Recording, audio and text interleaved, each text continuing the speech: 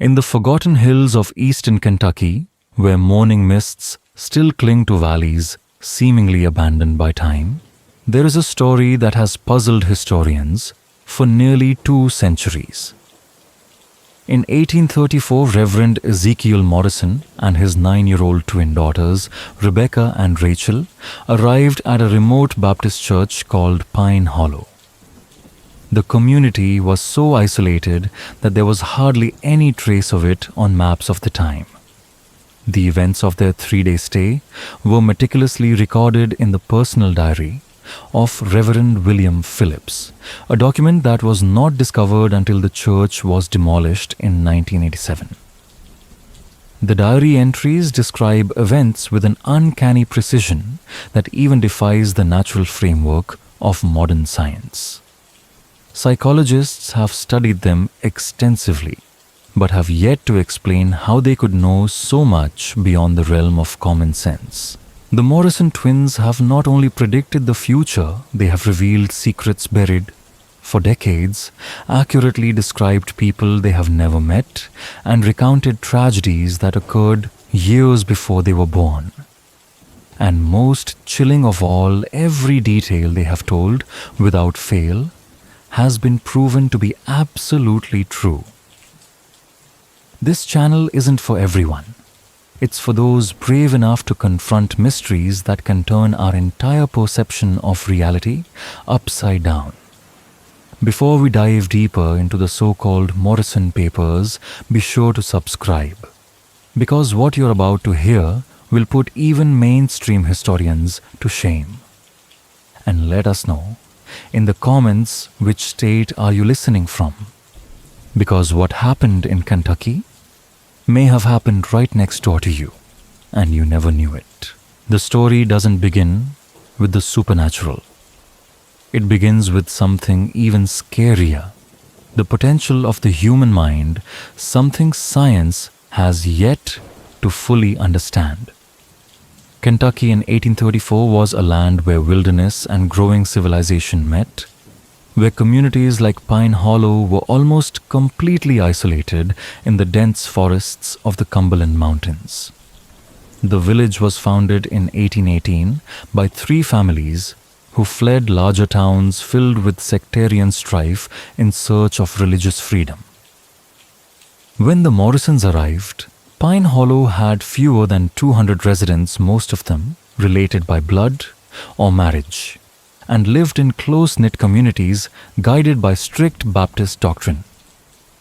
The community was centered on a simple log church, which they built themselves from lumber harvested from the surrounding hills. The pastor, William Phillips, a well-educated man who had left a comfortable life in Lexington to minister here, was the only one who kept a complete record of important events such as births, deaths, and marriages.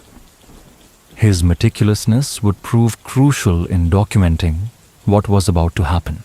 Ezekiel Morrison was a familiar figure in the small churches scattered across the Appalachian Mountains. He was tall, austere, and his hair had turned grey prematurely from the hardships of his 34 years. He walked from village to village, carrying his 2 daughters, an old leather bag containing his Bible, a few personal items, and a journal of spiritual experiences.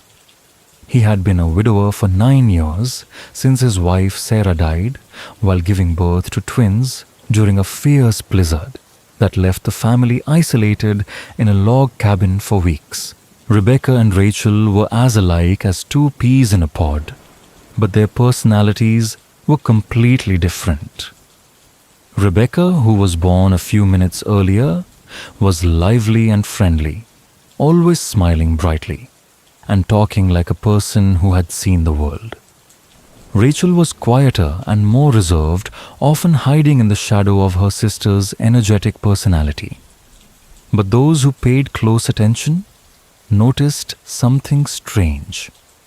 Rachel would often start a sentence that Rebecca would finish or answer for her when the question was meant for the other person. What made the Morrisons stand out among the crowd of traveling ministers was their strange reputation as carriers of spiritual awakening.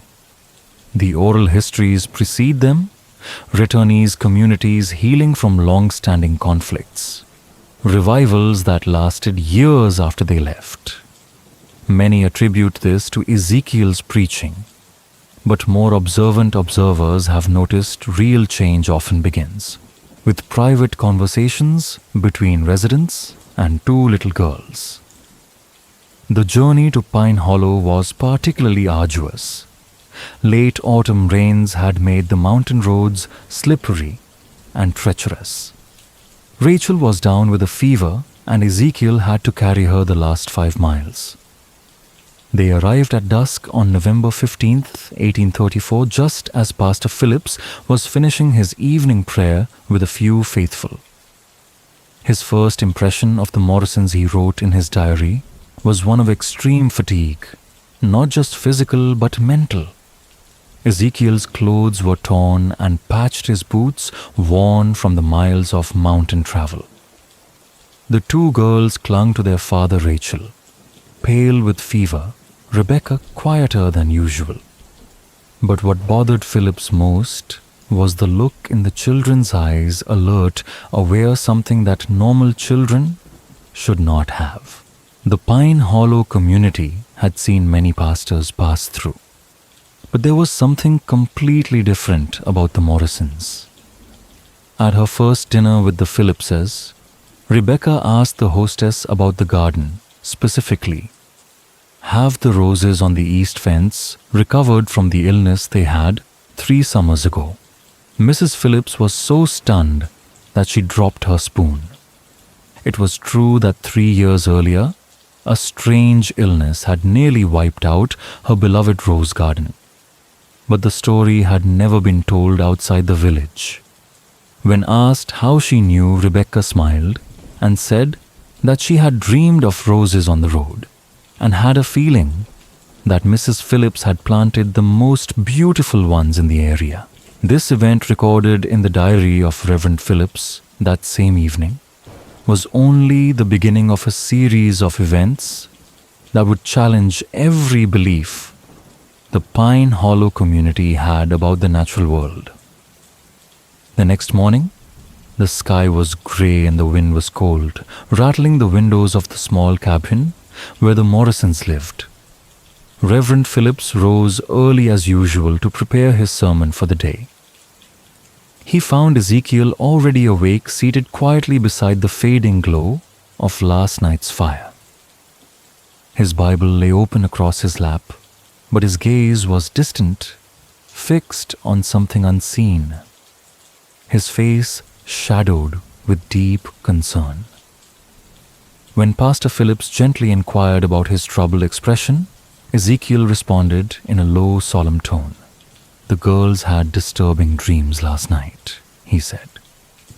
They often dream of the places we're about to visit. It's not unusual. But these dreams, these were different, darker. Before Phillips could press further, Rebecca appeared in the doorway. Her hair was tousled from sleep, but her eyes were startlingly awake, focused with that unsettling clarity that seemed to defy her age.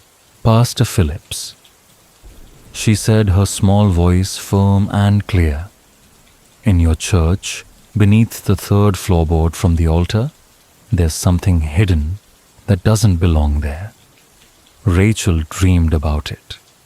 I dreamed about why it was hidden.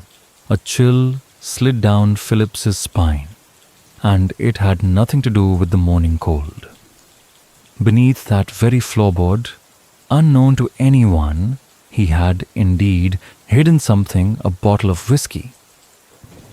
He'd placed it there 3 months earlier during a moment of spiritual weakness, convincing himself it was better to confront the temptation daily than to banish it entirely. No one knew. It was his secret shame, a failing he had confessed only to God in whispered midnight prayers. What exactly did you dream, child? he asked, voice trembling despite his effort to steady it. Rachel emerged silently from the shadows, moving with the same spectral grace that always seemed to set her apart. Her voice, soft and sure, carried like a whisper through the cabin. "The bottle is brown," she said, "and it's wrapped in cloth, a baby's blanket, blue." Phillips sank slowly into the nearest chair, his legs failing him. The cloth was indeed a baby blanket, the last remnant of the child he and his wife had lost 5 years earlier. He had wrapped the bottle in it as both penance and reminder of the son he couldn't save and the sin he couldn't shake. Ezekiel watched Phillips with the quiet understanding of someone who had seen this before. His face held a blend of compassion and weary resignation. "It started when they were very young," he said softly. "At first, I thought it was just a child's intuition. The way little ones sometimes sense things we can't.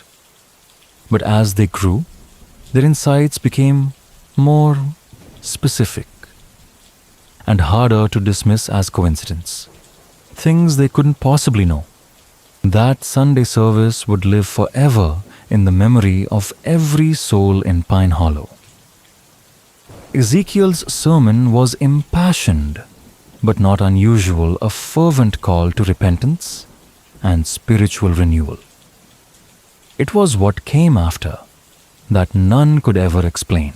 As the congregation filed out, Rebecca stepped forward and approached Samuel Turner, a prosperous farmer, known for his generosity and upright standing. She looked up at him, her innocent blue eyes locking onto his. "Mr. Turner," she said softly, "taking money from the church collection isn't stealing if you're planning to put it back. Is it, Papa? Says God forgives those who repent." Turner's face drained of color. For 6 months, he had been quietly skimming from the offering plate, just a few coins at a time to cover losses from a failed business venture in Louisville. He had always intended to repay it, but guilt had gnawed at him relentlessly. Now, confronted by a child, he felt the weight of that secret collapse inward. Before he could speak, Rachel stepped beside her sister and turned her gaze toward Martha Whitfield, the elderly widow who was known as the community's moral compass. "Mrs. Whitfield," Rachel said gently, "your husband didn't die in that farming accident, did he? He's still alive. That's why you hide the letters." The old woman swayed where she stood as if her knees might give out. Her husband had not died as everyone believed. He had abandoned her and their children 15 years earlier, fleeing in the night with their savings and starting a new life in Missouri. To protect her children and her standing in Pine Hollow, she had invented the story of his death. The letters Rachel mentioned were real occasional notes from him filled with regret and pleading for forgiveness. No one but Martha knew they existed, and then one by one, the twins continued. Moving through the stunned congregation, they spoke quietly, intimately to different members. Each whisper carried a revelation. Each truth exposed a hidden wound. And with every word it became more and more impossible to deny that something far beyond human understanding was unfolding in that small wooden church. To Dr. Hayes, they spoke calmly of patients who had died under his care not from illness or bad luck, but from his own lack of proper medical training. To the Miller family, they mentioned the son they kept hidden in the attic, a young man with a gentle spirit and simple mind whom they were too ashamed to let their neighbors see. And to young Thomas Brett, the twins described without hesitation his secret rendezvous with Elizabeth Carter, the married woman whose husband was often away on business. Each revelation was delivered with unsettling innocence, like a child commenting on the shape of a cloud or the smell of fresh bread. There was no malice in their tone, no condemnation in their eyes. They simply spoke truth. And yet, their truths landed like thunderclaps. So precise, so impossibly accurate. The congregation stood frozen, caught in a silent storm of awe and fear, as if God Himself had pulled back the veil on every hidden sin in the room. Pastor Phillips could only watch, gripped by a strange mixture of horror and fascination, as his quiet, orderly community was laid bare by two 9-year-old girls, children, who spoke truths that no one outside those involved could possibly know. But it was Rebecca's final words that would linger with him for the rest of his life. With slow, deliberate steps, she made her way to the front of the church. The room fell into a hushed stillness. She stopped at the altar and reached out, placing her small hand on the wooden cross, a symbol lovingly carved by the founding members of the congregation generations earlier. "This is sacred ground," she said. Her voice was clear and unwavering, echoing through the sanctuary with a strange authority. "But it's been stained by what happened here before." She turned toward Pastor Phillips. "The Whitman family didn't die in a house fire, did they, Pastor? They died right here in this very room. And some of you know exactly why." The silence that followed was deeper than any prayerful hush. Even the wind outside seemed to halt, as if nature itself paused to hear what would come next. The weight of the revelation struck the congregation like a hammer. Faces paled, gasps echoed. Pastor Phillips gripped the edge of the pulpit so tightly that his knuckles turned ghost white. The Whitman tragedy, long buried, never spoken of, was Pine Hollow's darkest secret. A wound sealed not by healing, but by silence. In 1818, back when Pine Hollow was no more than a struggling outpost of 50 settlers, the Whitman family had stood at its heart. Jacob Whitman, the village blacksmith and de facto leader. Mary, his wife beloved for her healing herbs and gentle care during childbirth. And their twin daughters, Hope and Faith, 9-year-olds with golden hair and angelic voices who sang in the church choir and followed their mother on visits to the sick. According to the official record meticulously kept by Pastor Phillips's predecessor, the Whitmans had perished in a tragic house fire during a winter storm. Their bodies, found in the charred remains of their home, were buried in the church cemetery with prayers, hymns, and tears. The town mourned. Life moved on. That was the story. That was the version everyone agreed to believe. But Rebecca's words pointed to a different truth. A truth that some of the older members had spent years trying to forget or deny. Slowly, Elder Thompson, one of Pine Hollow's oldest living members and a descendant of the original settlers, rose from his pew. He moved with difficulty, each step stiff from age and arthritis. But when he spoke, his voice was strong, weighted by time. "Child," he said, his eyes narrowed with unease. "You speak of things that happened long before you were born, in places you've never been. How could you possibly know what you claim to know?" Rebecca turned toward him. Her expression was calm, but her eyes held something ancient, something far older than any child should carry. Her voice, when she spoke, was soft but sure.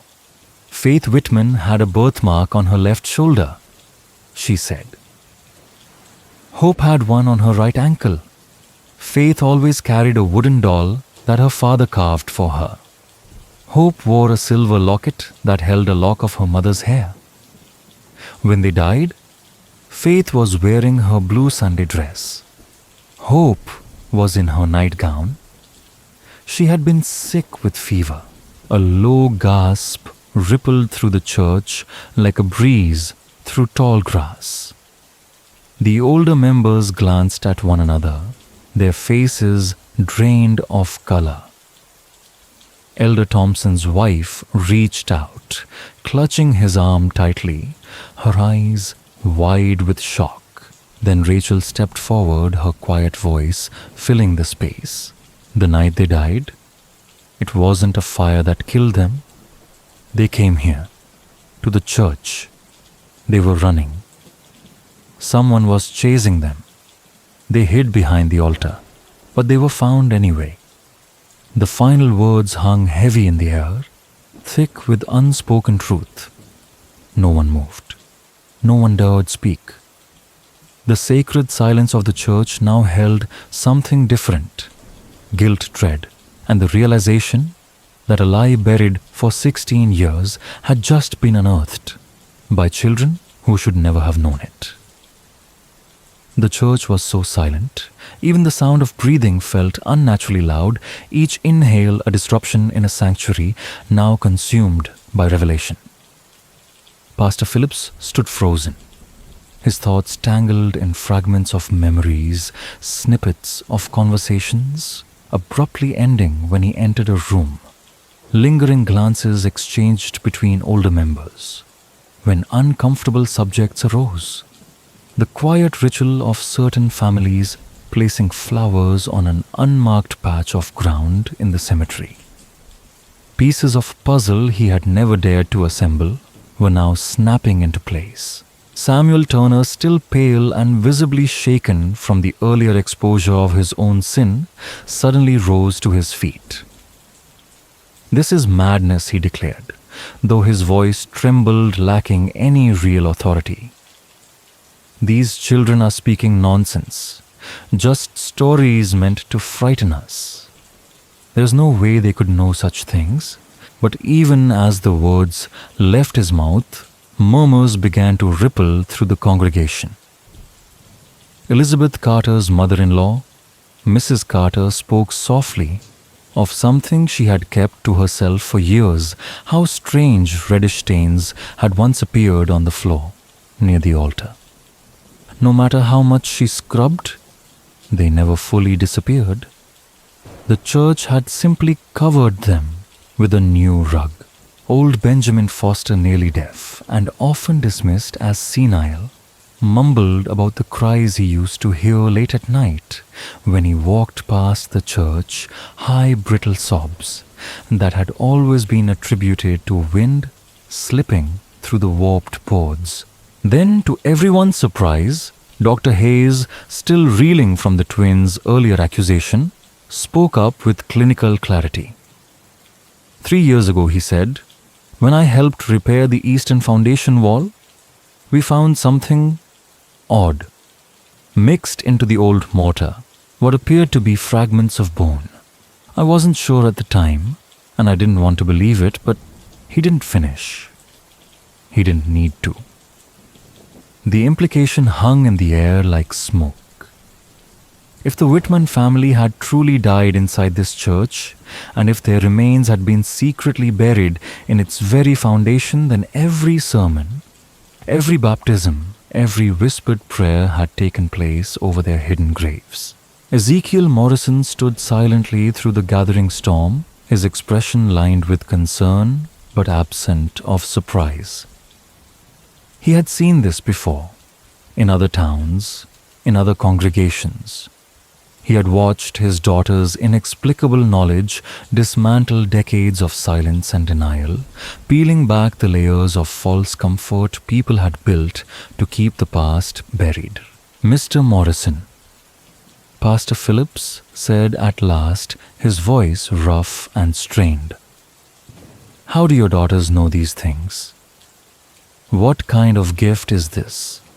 What allows them to speak with such clarity about things they couldn't possibly have experienced?" Ezekiel was silent for a long moment, eyes moving slowly over the faces of the congregation. When he finally spoke, his words were low, thoughtful, and laced with sorrow. "I've asked myself that same question every day for years," he said. Their mother Sarah, she claimed to have the second sight, the ability to feel what others couldn't, to sense the unseen. But what my daughters experience, it's something more. They speak of places they've never seen. They know names and dates from before they were born. They dream of the past, the present, and sometimes of what's still to come. He turned to look at Rebecca and Rachel, his eyes softening. At first, I believed it was a blessing, a divine gift, something meant to help me reach the lost, to heal broken hearts. But over time, I began to see it differently. This gift, it comes with a terrible cost. They carry the weight of other people's sins, their secrets, their grief. They see things no child should ever have to see. As if drawn by the sadness in their father's voice, the twins stepped forward together and stood before the congregation. And for the first time since they arrived, they looked like what they truly were. Small girls, fragile and overwhelmed, struggling beneath the crushing weight of truths too heavy for their years. We don't choose what we see. Rebecca said her earlier confidence now replaced by a weary honesty that felt far too old for her 9-year-old frame. The dreams come whether we want them or not. We see what was, what is, and sometimes what will be. Rachel reached for her sister's hand, her voice barely more than a whisper. The Whitman sisters visit our dreams sometimes. They don't want revenge. They just want the truth known. They want to be remembered the right way. A silence fell again, but it wasn't the silence of tension or confusion. It was something deeper. The stillness of people confronting a reality that upended everything they thought they knew. Some faces were drawn with doubt. Others trembled with fear. But a few held something else. A flicker of hope. Hope that perhaps death wasn't the final silence they had always believed it to be. Pastor Phillips stood at the edge of a chasm. One path led back to safety, to denial, to the carefully tended structure of order and control his ministry had relied on. He could call the twins deluded, blame the revelations on imagination or deceit, and protect the community's fragile peace. Or he could choose to pursue the truth wherever it led and risk unraveling everything Pine Hollow had been built upon. The decision to uncover the truth would have consequences none of them could have foreseen. That evening, as long shadows crept across the narrow winding paths of Pine Hollow, Pastor Phillips sat alone in his study, unable to focus on his evening prayers. The revelations brought forth by the Morrison twins had unsettled him in a way nothing else ever had. It wasn't merely the uncanny accuracy of their statements, it was what they forced him to confront questions he had buried, deep doubts he had never dared to voice. He had come to Pine Hollow 5 years earlier, full of youthful conviction and eager to serve God in the wilderness. It had felt like a divine calling, a chance to escape the bitter doctrinal battles consuming the more established churches in Kentucky's larger towns. Pine Hollow, isolated and devout, seemed a place where he could find peace and purpose. His predecessor, Pastor Moray Hayes, had been a man of discipline and detail, leaving behind careful records of births, deaths, baptisms, and notable events. But even early on, Phillips had noticed curious gaps in the documentation, particularly from the settlement's founding years. The winter of 1818 was especially sparse. Hayes had noted severe weather-dwindling supplies and the deaths of several elderly residents, but of the Whitman family, there was only a brief and curiously vague entry. Jacob Whitman, his wife Mary, and their twin daughters, Hope and Faith, perished in a house fire on the night of December 21st. Their remains were laid to rest with appropriate Christian ceremony. It struck Phillips as odd. Hayes, who was normally exhaustive even in trivial matters, had barely documented the loss of one of the community's most prominent families. Now, driven by unease and the echoes of the girls' voices, Phillips returned to the old records with fresh urgency. Hours passed as he combed through aging ledgers and brittle papers, until at last he found something hidden beneath a bundle of mold-spotted sermon notes, a small leather-bound journal, its cover warped by moisture and time.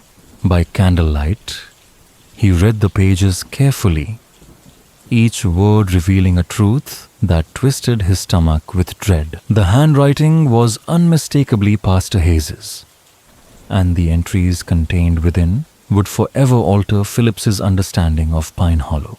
According to Hayes's private notes, Jacob Whitman had stumbled upon something deeply troubling, some moral rot festering within the heart of the community. Though Hayes never specified the exact nature of the discovery, the implications were grave, financial impropriety perhaps, or worse. Whitman had demanded public accountability. He wanted those involved to confess and make reparations. On the night of December 20th, 1818, he confronted several community leaders in a secret meeting that stretched past midnight. Hayes described raised voices, accusations, threats of exposure, confrontations that risked tearing Pine Hollow apart. Then came the final entry, dated 2 days later. The Lord forgive us for what was done. Jacob and his family came to the church seeking sanctuary, but they were followed. I heard the children crying, then silence. When morning came, we found them as they had been left. Elder Thompson and the others insisted that the truth would destroy us. I have agreed to their plan. May God have mercy on my soul. Phillips set the journal down, his hands trembling. His heart pounded in his chest like a drum. The Whitmans hadn't died in a house fire. They had been hunted, murdered inside the very church meant to offer them refuge, and then buried, hidden, and erased from memory by the very people meant to uphold the town's moral compass. But how could the Morrison twins know these things? These intimate details, the girls' clothing, their keepsakes. Even the emotional atmosphere of that final night had never been written down, never spoken aloud in his presence. 16 years of silence, and yet 2 children had recited it all as if they had been there. His thoughts were interrupted by a soft knock at the door.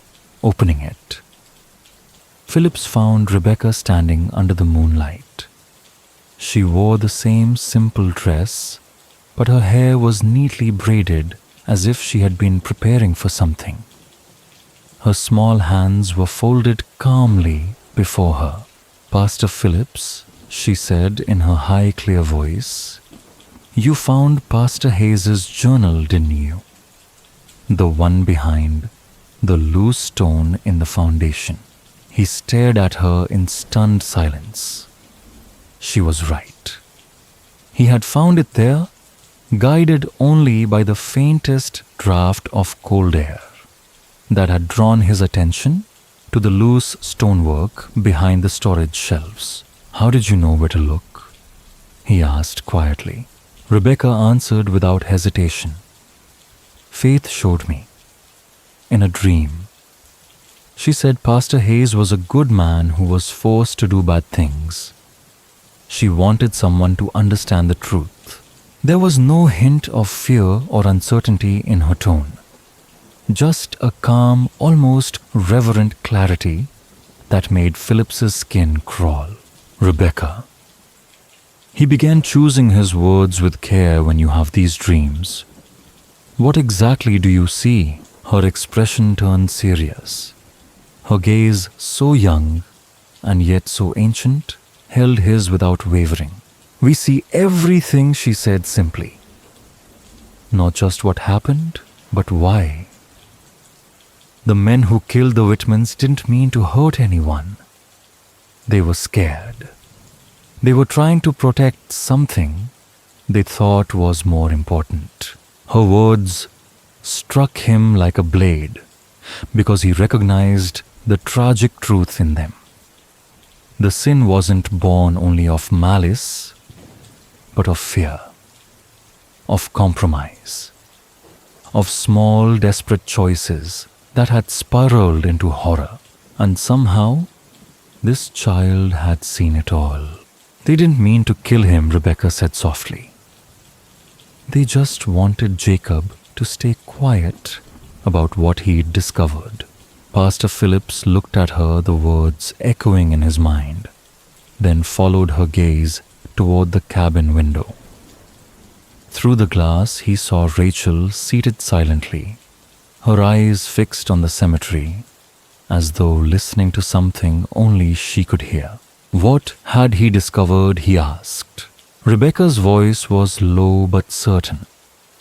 "The money used to build the church, it didn't come from donations. Some of it was stolen from travelers passing through the valley. Jacob found out when he was asked to make horseshoes for horses that belonged to dead men. The pieces locked into place in Phillips's mind like iron teeth. He remembered how in Pine Hollow's early years, rumors had swirled about disappearing travelers. Official records blamed wild animals, steep ravines, harsh snowstorms. But what if those weren't accidents? What if they had been murdered and their belongings used to fund a sacred place now soaked in blood? "The church was built with blood money," Rebecca continued. There was no fear in her voice, only sorrow. "That's why faith and hope can't rest. Their blood was spilled on cursed ground." A wave of sickness rose in Pastor Phillips's throat. He had devoted himself, body and soul, to a sanctuary that had been built on violence. The very altar where he had offered communion. The pulpit from which he preached forgiveness, all of it was born from theft, death, and silence. Even as dread gripped him, another part of his mind turned analytical.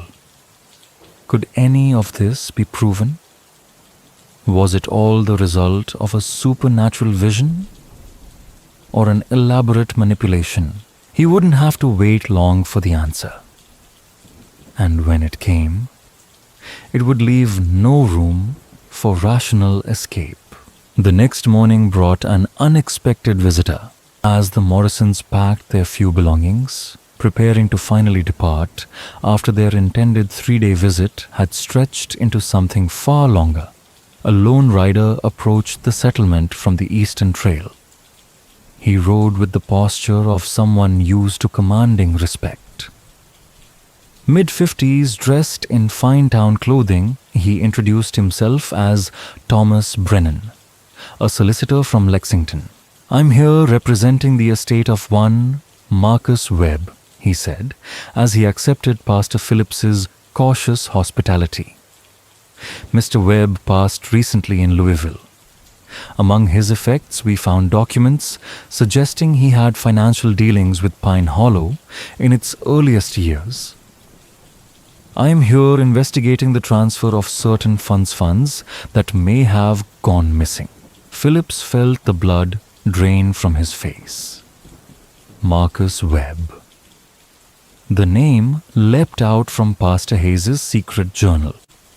A traveler who had vanished in 1818 while en route to Tennessee, reportedly carrying a large sum for land investments. Before Phillips could reply, Rebecca appeared beside him silently as always. She looked up at Brennan with eyes that shone with unnatural clarity. Mr. Webb had a gold pocket watch, she said calmly. His initials were engraved inside the cover. The glass was cracked because he dropped it when he fell off his horse. Brennan's expression shifted instantly from polite inquiry to stunned disbelief. How do you know that, he demanded. That detail was never public. It was mentioned only in his personal letters to his brother. Rachel stepped forward beside her sister, her voice gentle and steady. The watch is buried behind the church, she said, along with his money pouch and his horse's bridle. Elder Thompson hid them there after what happened on the trail. The words hit Pastor Phillips like a thunderclap. If what they claimed was true, if Marcus Webb's belongings were indeed buried where they said then, there would be no more denying the reality of the twins' knowledge. It would be undeniable proof of both a crime and something far beyond human comprehension. Brennan swung off his horse with purpose. Then we dig, he said sharply. Right now. If what these children say is true, we're not just dealing with history, we're dealing with murder. Elder Thompson, who had been lingering at the edge of the group, stepped forward at last. Now, 73, he was the last surviving member of the original founding council, the only one left with first-hand knowledge of those terrible days. You don't understand, he said, voice heavy with age and guilt. This settlement was built by people doing what they had to do. We were starving. Our children were dying. We didn't see another way. Desperation doesn't justify murder, Brennan snapped. Rebecca turned toward Thompson. Her voice was soft, but it carried like thunder. The nightmares stopped after the first year, didn't they? She asked gently. You told yourself that meant God had forgiven you. Thompson's composure shattered. Child, he began, but his voice failed him. No one knows about the dreams, Rachel said, finishing his thought. No one knows that Marcus Webb begs you every night, begs you to let him go. Thompson sat down heavily on a tree stump, shaking as if the ground itself had turned against him. It wasn't supposed to go that way, he whispered. We only meant to take the money. But Webb fought back. He didn't want to die. The confession hung in the air, like smoke rising from a long, cold fire. Pastor Phillips stood in stunned silence. His entire world, his faith, his church, his calling was unraveling before him. Ezekiel Morrison, quiet until now, finally spoke. The truth has a life of its own, he said. My daughters don't choose what they know. They're vessels. What needs to be known finds its way to them. With grim resolve, Brennan organized a search party. Several men from the community, some reluctant, others eager, gathered shovels and began digging where the girls had indicated. It didn't take long. Just 3 feet down, the shovels struck metal. Dirt was brushed aside. And there it was, a tarnished gold pocket watch, cracked exactly as Rebecca had said. Inside, the initials M.W. gleamed faintly in the fading light. Beside it lay a rotted leather money pouch and the decayed remnants of a bridle. Brennan handled the watch with reverent precision. "This matches Marcus Webb's own description," he said solemnly. "Every detail, the crack, the engraving, even the unusual clasp link. There's no question. This is his." But it was Elder Thompson's reaction that truly sealed the moment. He stared down at the items with hollow eyes. There were others, he whispered. Webb wasn't the first. And he wasn't the last. That trail, it was perfect. Travelers passed through all the time, alone.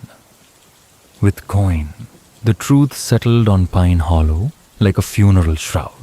This community, so proud of its piety, its righteousness, had been built not by God's grace, but by a series of quiet, organized crimes. Robbery, murder, silence.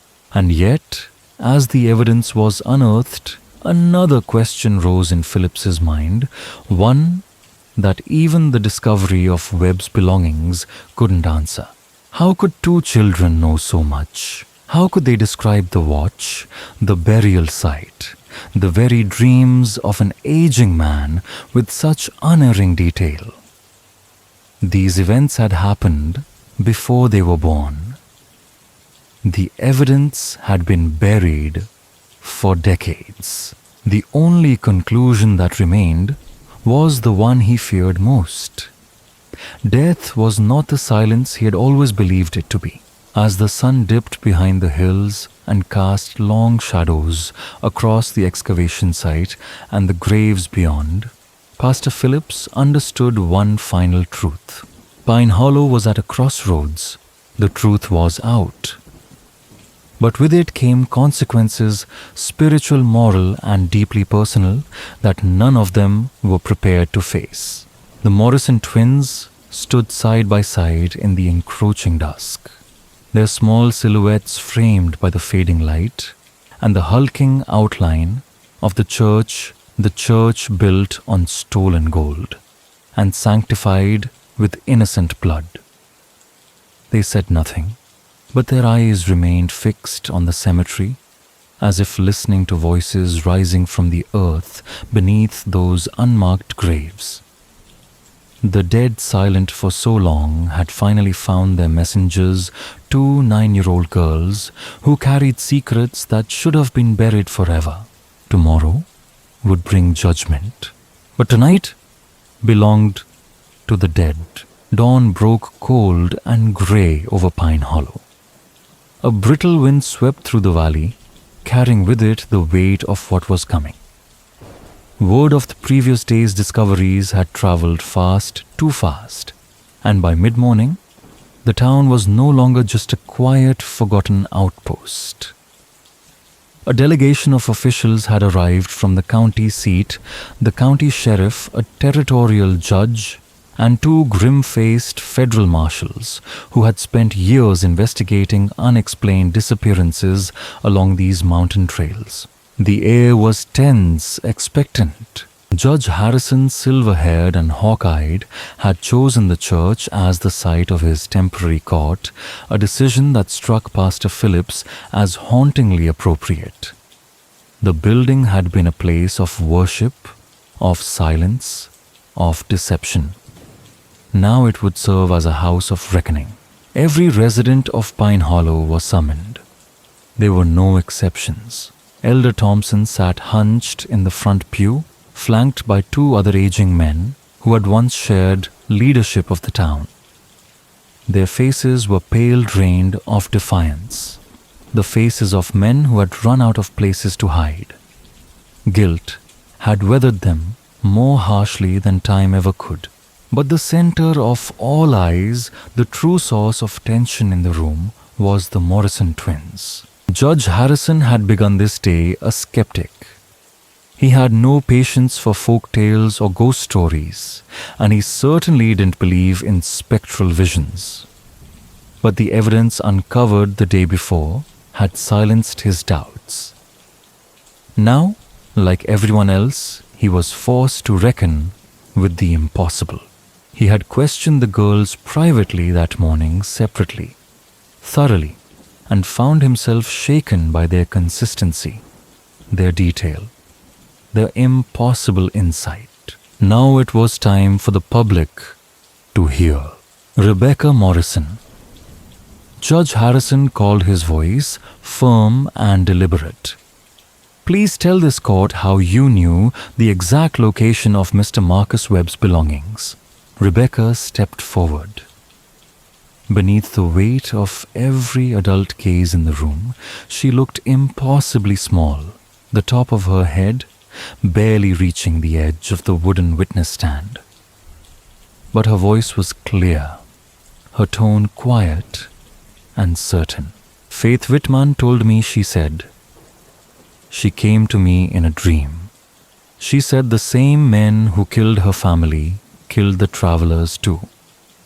She wanted people to know the truth.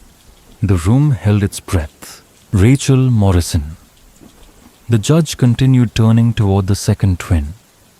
Can you explain how you know such detailed information about events that happened before you were even born? Rachel's eyes flicked up. Her voice, barely above a whisper, carried the weight of something far older than childhood. The dreams come to both of us, she said. We see what happened like we're there. We see their eyes. We hear their last words. We feel what they felt. A chill moved through the crowd. Judge Harrison leaned forward, studying her intently. Are you saying you communicate with the spirits of the dead? Before the girls could answer Ezekiel, Morrison rose from his bench, his face lined with both pride and worry. Your Honor, he said, my daughters don't claim to understand the source of what they see. They don't pretend to summon spirits or read minds. They just tell what's shown to them. I've seen it myself over and over again in towns across the frontier. They know things no child or adult should ever be able to know. Sheriff Mackenzie, a broad-shouldered man who had built his reputation on hard facts and criminal evidence, wasn't ready to surrender reason just yet. Rebecca. Rachel, he said, addressing them directly, how many people were killed along these trails? Tell us exactly. The twins exchanged one of their silent glances, an eerie, wordless conversation before Rebecca replied. 11 men, she said, over 3 years. Most of them were traveling alone, carrying money for land or business. One was a preacher, like Papa. He had gold coins sewn into his saddle blanket. The specificity hit the room like a hammer. Rachel took over smoothly, as though reading from a script only she could see. The preacher's name was Samuel Collins. He was going to build a church in Tennessee. His horse was a bay mare with a white star on her forehead. The sheriff froze. Reaching into his coat, he pulled out a worn leather notebook. Pages turned. His face shifted from skepticism to something closer to dread. Samuel Collins, he said slowly, disappeared in September of 1819 on this route. The horse, a bay mare, white star on her head. That matches exactly. The room erupted in a wave of murmurs. Fear, disbelief, astonishment. Even the judge, who had spent decades rendering decisions based on hard law, looked shaken. These children weren't guessing. They were remembering things they had never lived through. Or, as some in that church were beginning to believe, reliving them. But what happened next would shake everyone in that church to their very core. Elder Thompson, hands trembling with age and the unbearable weight of guilt, struggled to his feet. His voice cracked as he addressed the judge. Your Honor, I can bear this burden no longer. His eyes brimmed with tears. What these children have said is true, every word of it. But there's something worse, something we never spoke of, something even more terrible than the murders. The church fell deathly silent. Wind moaned softly through the loose boards, and far off the cry of a hawk drifted over the valley. Time seemed to hold its breath. Thompson continued, his voice now breaking under the strain. The Whitman family, they didn't just stumble onto our crimes. Jacob Whitman was my brother-in-law. I trusted him. I confided in him about what we were doing, about the money we took, the people we buried, thinking that blood would bind his loyalty. He paused, overcome by a fresh wave of sorrow. But Jacob had a conscience stronger than his ties to me. He said he would expose us. He demanded we make restitution to the families of those we'd wronged. He threatened to ride to Lexington and report everything to the authorities. Pastor Phillips felt the air leave his lungs. The floor seemed to shift under his feet. We couldn't let that happen, Thompson whispered. Too many families depended on what we'd built here. We'd convinced ourselves that we were protecting the future of Pine Hollow. His voice dropped to little more than a breath. On the night of December 21st, 1818, we followed the Whitmans to the church. Jacob had brought Mary and the girls there, thinking sacred ground would keep them safe. But we were desperate men, and sacred ground meant nothing to us anymore. Rebecca, who had stood silently throughout the confession, stepped forward slightly. Her young face was pale, her voice steady. "Tell them about the babies," she said softly. A strangled sound escaped from Thompson's throat, and then he collapsed onto the pew, sobbing. "Dear God," he wept. How could you possibly know about the babies?" Judge Harrison's expression turned grim. "What babies?" he demanded. "Explain yourself, Mr. Thompson." Thompson's eyes were wild with shame. "Mary Whitman was with child when we killed her. 8 months along with twins. The doctor said they might have lived if we had gotten help instead of..." He choked on the rest of the sentence. Rachel took a single step forward, her voice a thread of wind through the hushed sanctuary. "That's why we see it all so clearly. Faith and Hope Whitman weren't the only children who died that night. Their unborn sisters died with them. 4 souls, crying out for justice." A stunned gasp rippled through the congregation. Theological confusion collided with horror. The implications of Rachel's words challenged not only the town's moral foundation but the very fabric of their beliefs. Could unborn children cry out from beyond the grave? Could such innocence become witness to such horror? Dr. Hayes found his voice, though it trembled with the memory of his complicity. "I assisted with the burial," he said. We found evidence of the pregnancy, but we told ourselves the babies were too young, that they didn't have souls yet, that they didn't need proper rites. "Every soul matters to God," Ezekiel Morrison said firmly. His voice was steady, a rock in the rising tide. "Every life, no matter how brief, has eternal weight." But Judge Harrison was focused on the living, on justice. "Mr. Thompson," he said slowly, "are you confessing to the murder of Jacob Whitman, his wife Mary, their twin daughters, and 2 unborn children?" Thompson nodded, his voice hollow. "I am." and to the murders of 11 travelers who passed through this valley. Men who trusted us. We took their lives. We took their money. Myself, Samuel Bradford, Marcus Perry. We planned it together. We did it together. And we kept it secret together for 16 years. Gasps swept through the congregation.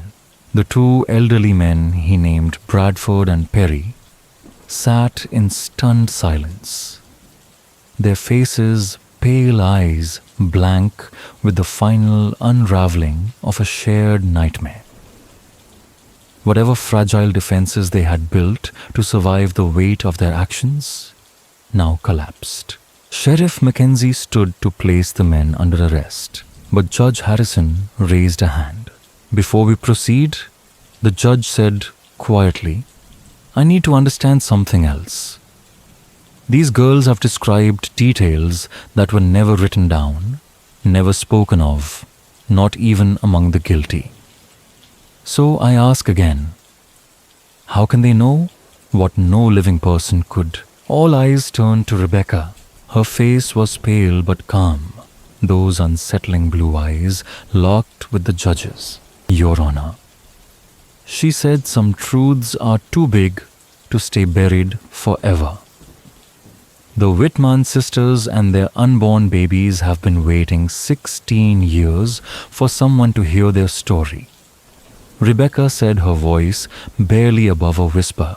Judge Harrison leaned forward. But how do you hear them, child? What mechanism allows this communication? Rachel stepped beside her sister at the front of the church, her face solemn.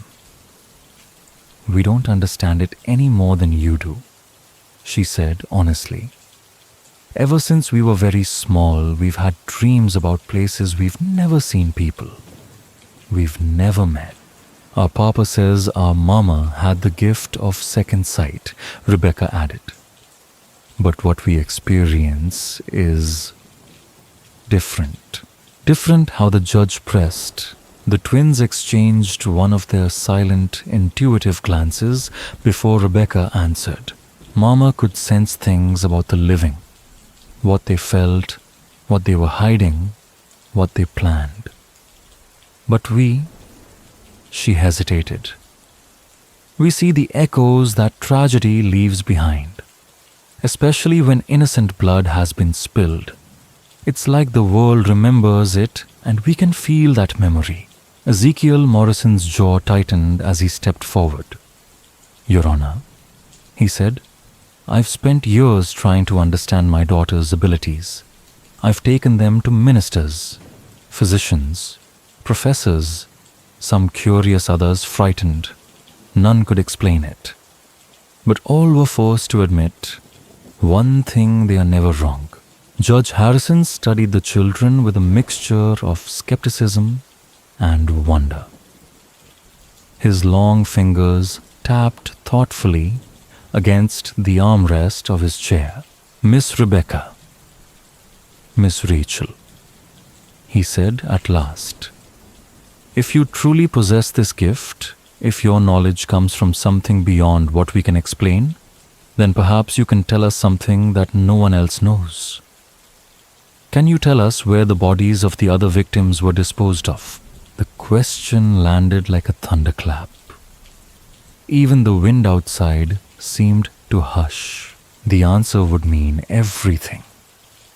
If the twins could identify the resting places of the long missing men, it would not only confirm their otherworldly insight, it would end the mystery that had haunted the territory for years. Rebecca closed her eyes. Her lips moved silently as though speaking to someone no one else could see. A long moment passed. Some are in the old mine shaft, she said softly, east of town. The deep shaft that was sealed off after the cave-in. Rachel picked up where her sister left off. 3 were thrown into Devil's Creek, where the current runs deepest and the rocks are sharp. And 3 more. She paused, her voice trembling. 3 were buried beneath the church floor. Their bones were mixed into the foundation stones when the church was built. A collective gasp rose from the congregation. Pastor Phillips staggered back a step, his hand gripping the edge of the pulpit for support. Communion, sermons, baptisms, all performed atop graves, unmarked, unacknowledged, unforgiven. Sheriff Mackenzie turned to the judge. Your Honor, if we're to verify this, we'll need to excavate the church floor. Judge Harrison nodded grimly. And we will. But before we begin digging, I want to understand the full scope of what happened here. He turned toward Elder Thompson, whose pale face seemed to age a decade in a single breath. Where is the money? The judge asked. What was done with the stolen property of the victims? Thompson lifted a trembling hand, gesturing weakly around the church. It's all around you, he whispered. The church, the schoolhouse, the mill. Every building in this town was raised with blood money. We told ourselves we were turning evil into good. That if we used the gold to build something righteous, maybe God would forgive us. Judge Harrison's eyes narrowed. And the families of the victims. Did any of you think about them? The wives left, widowed the children, left fatherless. Rachel spoke before Thompson could answer, her voice tinged with sorrow. Marcus Webb had a wife named Elizabeth and 2 little boys. Samuel Collins was engaged to a woman named Catherine. She waited for him until the end. She died of consumption 3 years later. Rebecca added, most of the others had families who kept hoping. They waited years for answers that never came. They grieved, but never truly mourned. Not without truth. The stillness that followed was thicker than silence. These weren't just victims. They were people known to the twins somehow. Their lives, their deaths, their memories preserved in ways no child should be able to recall. The congregation sat transfixed, the weight of 16 years of lies pressing down like the stones in the church's foundation. Judge Harrison stood slowly facing the gathered townspeople. This court will now recess. He announced, his voice firm and clear. During this time, Sheriff Mackenzie will organize the excavation of the church floor and coordinate a search of the locations identified by the Morrison children. Let it be known, what we uncover in the coming days will determine the future of this community. And as the people of Pine Hollow filed out of the church, silent, shaken, forever changed, the Morrison twins remained behind, standing together at the altar, as if waiting to be told what came next. Pastor Phillips listened to the judge's words with a growing sense of spiritual crisis.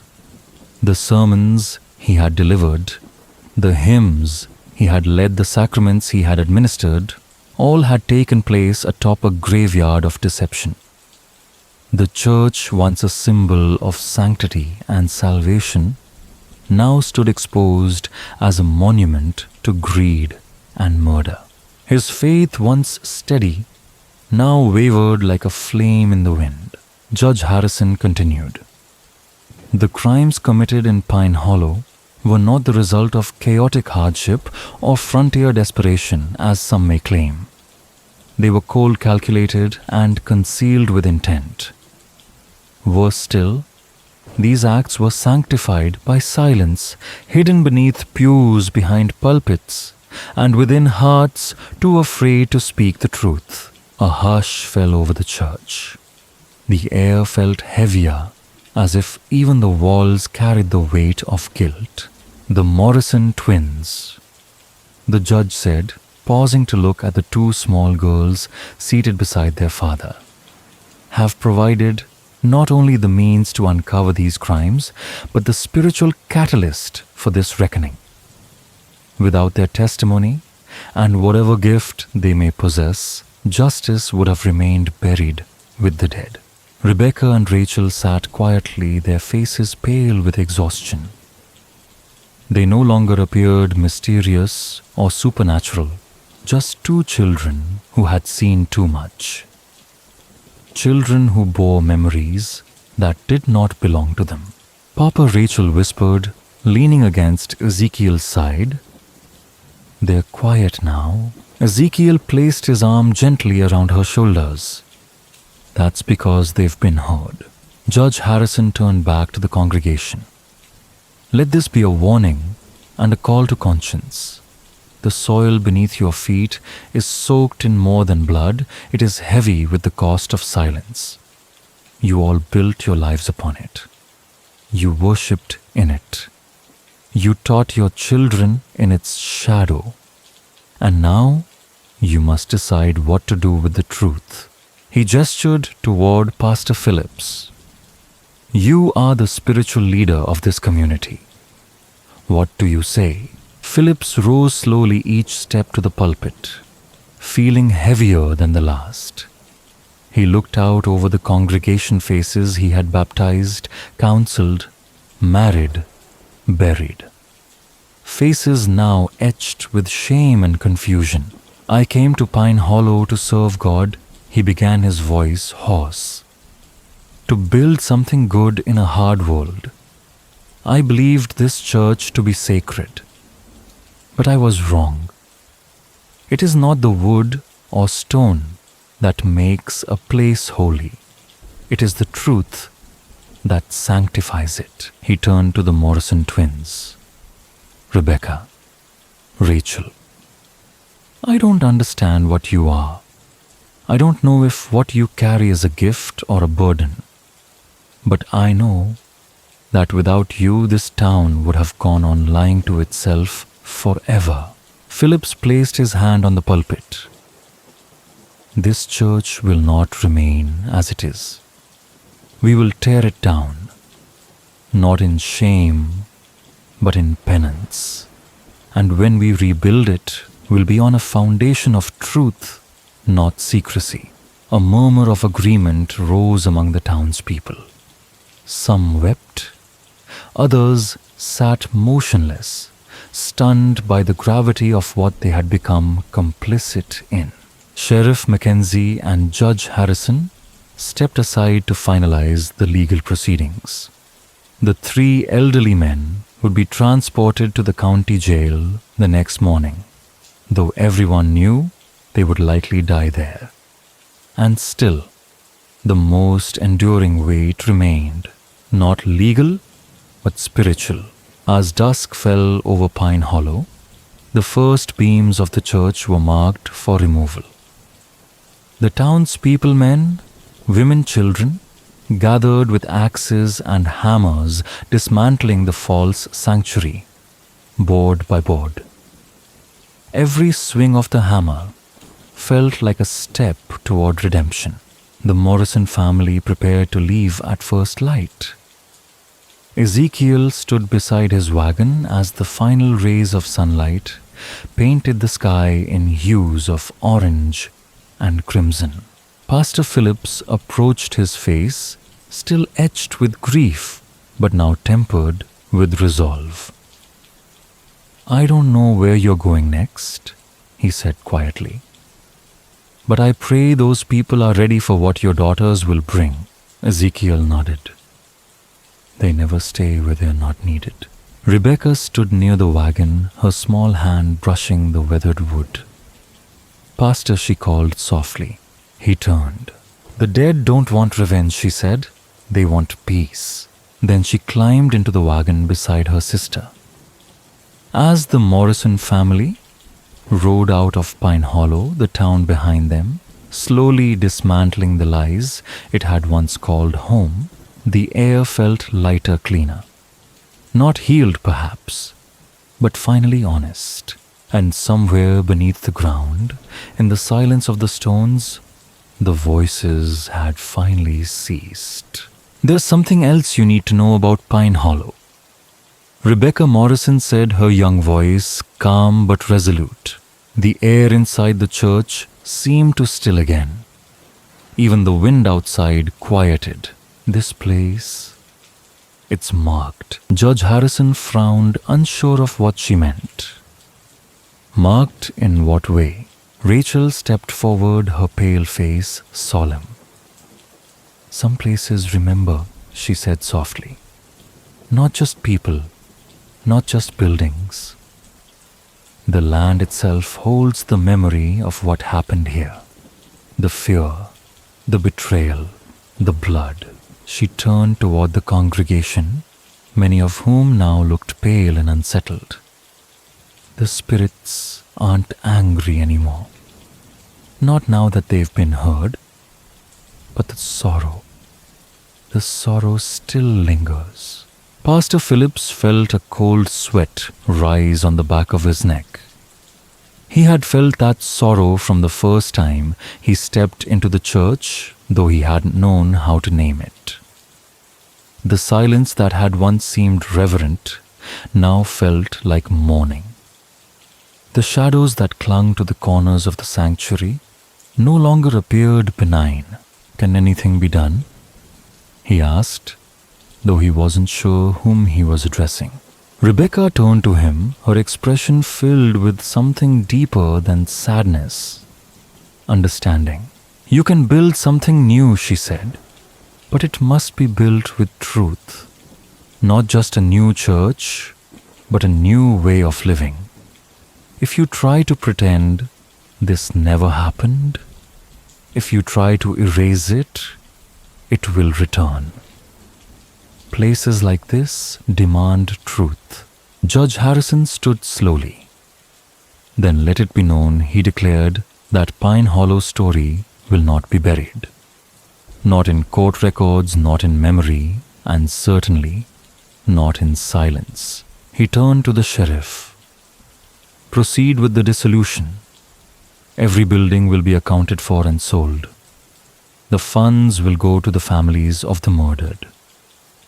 And when the last structure is taken down, we will leave this place and let the land rest. A hush fell over the church. Some wept.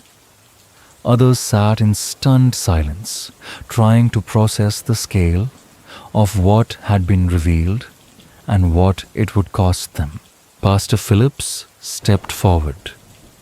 If the church must be torn down, he said, then let its last sermon be one of truth and repentance. He looked toward the Morrison family. And let the Morrison twins be remembered not as harbingers of destruction but as prophets of truth. Ezekiel nodded, but his eyes were tired. He had seen this before. The grief, the reckoning, the silence that followed. Come on, girls, he said gently. We've done what we were sent here to do.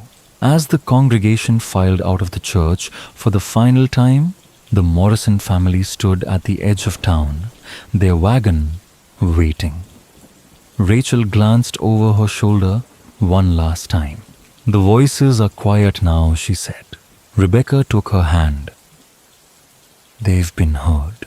They climbed into the wagon and began their journey down the winding mountain road, leaving Pine Hollow behind. But in their wake, the truth remained. Buried bones had been unearthed, old sins brought to light, and a generation haunted by silence had finally begun to speak. But in churches across the region, a new story began to spread. The story of two young girls who possessed knowledge that defied rational explanation, who served as voices for the dead and instruments of long-delayed justice. Some dismissed the tale as frontier superstition. Others embraced it as evidence of divine intervention in human affairs. But all agreed something happened in Pine Hollow that could not be easily forgotten. In Lexington, Judge Harrison submitted his final report to the territorial authorities. It was a document filled with names, dates, recovered evidence, and signed confessions. But in his personal journal, kept locked in a drawer, he wrote something else. There are mysteries we are not meant to solve. But if we listen carefully, the dead are not silent.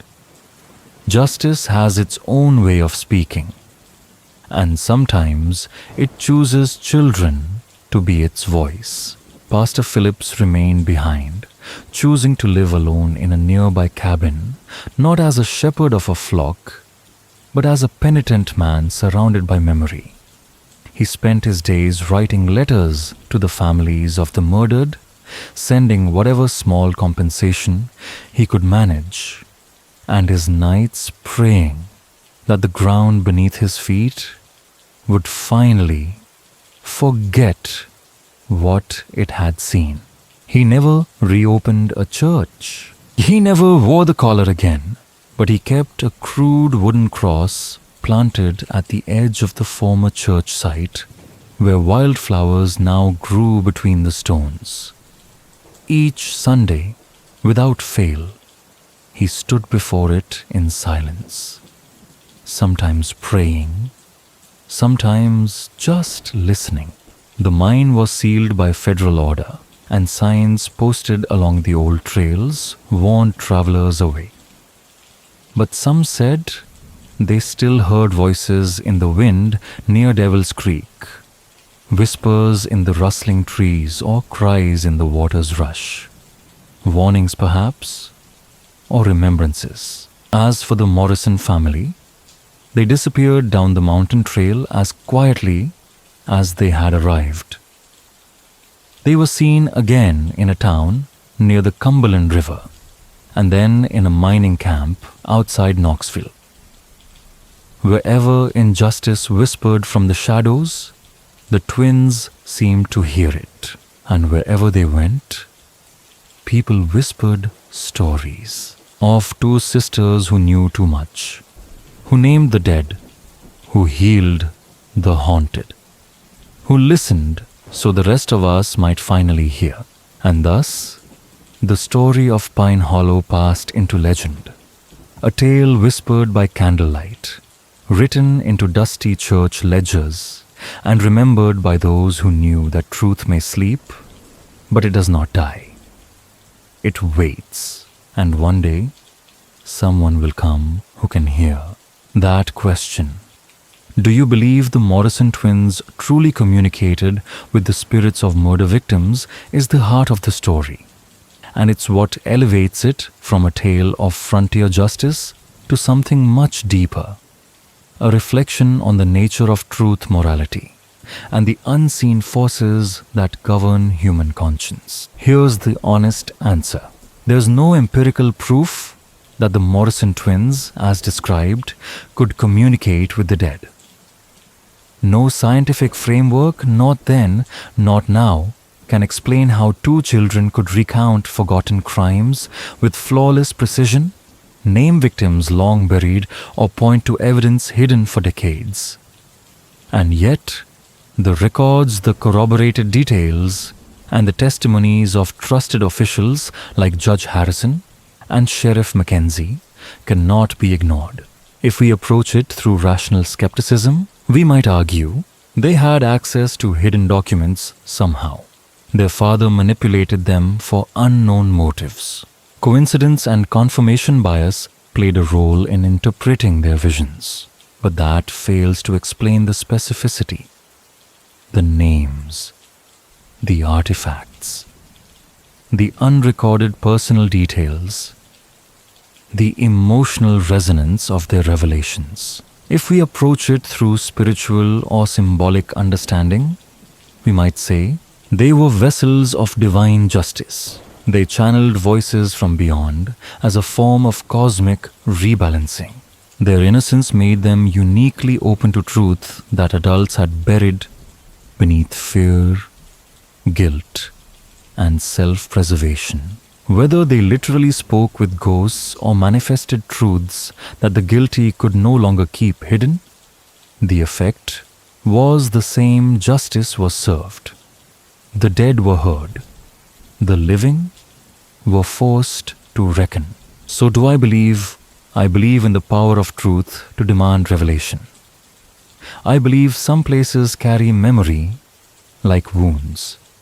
And I believe that in rare, extraordinary moments, the veil between past and present can be lifted, whether by supernatural forces or simply by a child's unflinching voice asking the right question at the right time. And if there are still secrets buried in forgotten corners of the world, perhaps it's not science we need to uncover them, but the next pair of twins listening. Do you think the Morrison twins' knowledge could be explained through natural means? We simply don't understand. The evidence supports their accuracy, but the source of their abilities remains one of history's most compelling, unsolved mysteries. So what's your theory about the Morrison twins? Share your thoughts in the comments below. Are you brave enough to consider the possibility that death is not the end of consciousness?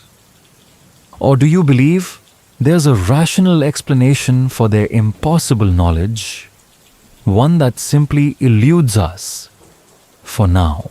Don't forget to subscribe for more true stories that challenge everything we think we know about reality. And hit that notification bell so you never miss the next revelation. Until next time, remember, some secrets refuse to stay buried forever. And sometimes, the most innocent voices carry the most devastating truths.